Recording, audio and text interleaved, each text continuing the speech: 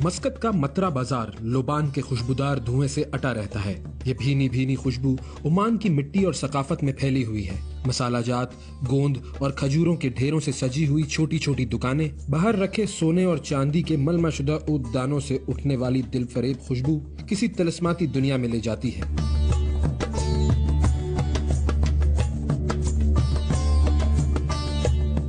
شاید اس کی وجہ سامری جادوگر کا کوئی سحر ہو۔ سامری جادوگر حضرت موسیٰ اور فرعون کے زمانے میں مشہور ساحر تھا، جس نے حضرت موسیٰ علیہ السلام کی قوم کو بچڑے کی پوجا پر لگا دیا۔ قرآن پاک میں 3 جگہوں پر سامری جادوگر کا ذکر آیا ہے۔ مشہور ہے کہ سامری جادوگر انسانوں کو پرندے بنا کر اڑا سکتا تھا، جانوروں کو زبان عطا کر سکتا تھا اور سونے کے بچڑے کو جاندار بنا سکتا تھا۔ سامری کے ساحرانہ کمال کو آج تک تسلیم کیا جاتا ہے۔ اس کا تعلق عمان سے تھا اور یہیں پر اس کی قبر موجود ہے۔ کہا جاتا ہے کہ زمانہ قدیم میں لوبان اور سونے کی قیمت برابر تھی۔ سونا، لوبان اور خوشبودار گوند وہ 3 چیزیں ہیں جو بچپن میں حضرت عیسیٰ علیہ السلام کو تحفے میں دی گئی تھیں۔ اس لیے لوبان طبی فوائد کے ساتھ مذہبی اہمیت کا بھی حامل ہے۔ لوبان دراصل جھاڑی نما درخت سے حاصل کی جانے والی گوند ہے، جسے خوراک، علاج اور خوشبو کے لیے جلا کر استعمال کیا جاتا ہے۔ عمان کو اگر سلطنت لوبان کہا جائے تو غلط نہ ہوگا۔ سلطنت عمان کے صوبے ظفار میں واقع پہاڑی سلسلہ دنیا میں لوبان کی بہترین پیداوار کے لیے مشہور ہے۔ یہاں کا لوبان پوری دنیا میں برآمد کیا جاتا ہے۔ قدیم زمانے میں عمان کی سمہرم بندرگاہ لوبان کی برآمد کا مرکز تھی۔ اسی بندرگاہ کے قریب ایک قدیم شہر کے باقیات ہیں، جسے یونیسکو نے ورلڈ ہیریٹیج سائٹ میں شامل کیا ہے۔ کہا جاتا ہے کہ یہ ملکہ بلقیس کا شہر ہے۔ ملکہ بلقیس حضرت سلیمان علیہ السلام کی ہم عصر تھی۔ قرآن پاک میں اس کا نام لیے بغیر ذکر آیا ہے، جبکہ انجیل میں اسے ملکہ بلقیس کے نام سے لکھا گیا ہے۔ ملکہ بلقیس کو حضرت سلیمان علیہ السلام نے اسلام کی دعوت دی۔ اس نے پہلے آپ کو آزمایا اور پھر آپ کے پاس آ کر ایمان لانے کا فیصلہ کیا۔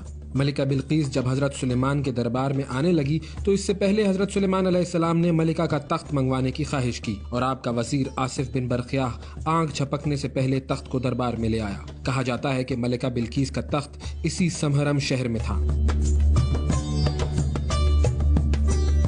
عمان کے علاقے سلالہ میں ایک معجزانہ تجربے سے گزرنے کے لیے لوگ دور دور سے یہاں آتے ہیں۔ اس مقام پر واقع ڈھلوانی سڑک کی خوبی یہ ہے کہ یہاں گاڑیاں خود بخود اوپر کی جانب چڑھنا شروع ہو جاتی ہیں، یہاں تک کہ پانی بھی اگر زمین پر ڈالا جائے تو پانی نیچے کے بجائے اوپر کی جانب بہنے لگتا ہے۔ روایت ہے کہ سلالہ صدیوں پرانا ہے۔ 3 پیغمبروں کا تعلق اسی سرزمین سے بتایا جاتا ہے۔ حضرت عمران علیہ السلام اور حضرت ایوب علیہ السلام کی قبریں سلالہ میں ہیں، جبکہ حضرت صالح علیہ السلام کی اونٹنی کے قدموں کے نشان اب تک اس شہر میں محفوظ ہیں۔ ویسے تو عمان خشک پہاڑ اور صحرا پر مشتمل ہے، لیکن سلالہ ایک ایسی وادی ہے جہاں سرسبز پہاڑ ہیں۔ سال میں 2 ماہ یہاں بادل چھائے رہتے ہیں اور ملک بھر سے عوام سیاحت کے لیے یہاں کا رخ کرتی ہے۔ عرب دنیا میں عمان سب سے قدیم سلطنت ہے، جس کا دارالحکومت مسقط ہے۔ عمان کا کل رقبہ 3,09,501 مربع کلومیٹر ہے۔ اس کی سرحدیں شمال مغرب میں متحدہ عرب امارات سے ملتی ہیں، مغرب میں سعودی عرب سے، جبکہ جنوب مغرب میں اس کی سرحدیں یمن سے ملتی ہیں۔ اس کا ساحل جنوبی اور مشرقی بحر عرب اور شمال مشرقی علاقے میں خلیج عمان تک پھیلا ہوا ہے۔ عمان 85% آبادی مسلمان، 6% عیسائی اور 5% ہندو ہے۔ عمان پر آل سعید خاندان کی حکمرانی ہے، جس کی ابتدا 1744 میں ہوئی تھی۔ سلطان قابوس عمان پر لمبے عرصے سے حکمرانی کرنے والے سلطان تھے، جن کی 10 جنوری 2020 کو 79 سال کی عمر میں وفات ہوئی ہے۔ سلطان قابوس کی شادی نہ ہونے کی بنا پر کوئی اولاد نہیں تھی۔ وصیت کے مطابق ان کی وفات کے بعد ان کے چچا زاد بھائی ہیثم بن طارق السید عمان کے نئے سلطان بنے۔ سلطان قابوس کا دور عمان کا سنہری دور تھا۔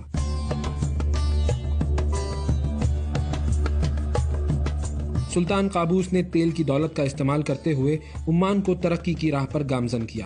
وہ اپنی غیر جانبدارانہ خارجہ پالیسی کی وجہ سے مشہور تھے۔ عمان میں گاڑیوں کے ہارن بجانے پر پابندی ہے، یہاں تک کہ کوئی انتہائی ایمرجنسی ہو۔ عمان میں کرائم ریٹ نہ ہونے کے برابر ہے۔ عمان میں زیادہ تر عمارتوں پر سفید رنگ کیا جاتا ہے۔ دارالحکومت مسقط میں ساحل سمندر پر صحرائی پس منظر میں سفید عمارتیں اجلے پھولوں کی طرح نظر آتی ہیں۔ عمان کے لوگ گھوڑوں سے بہت محبت کرتے ہیں۔ عمانی گھوڑے پوری دنیا میں مشہور ہیں۔ اس وقت گھوڑوں کی اعلیٰ ترین نسل عمان میں افزائش پاتی ہے۔ دنیا بھر میں عمان سے بہترین نسل کے گھوڑے برآمد کیے جاتے ہیں۔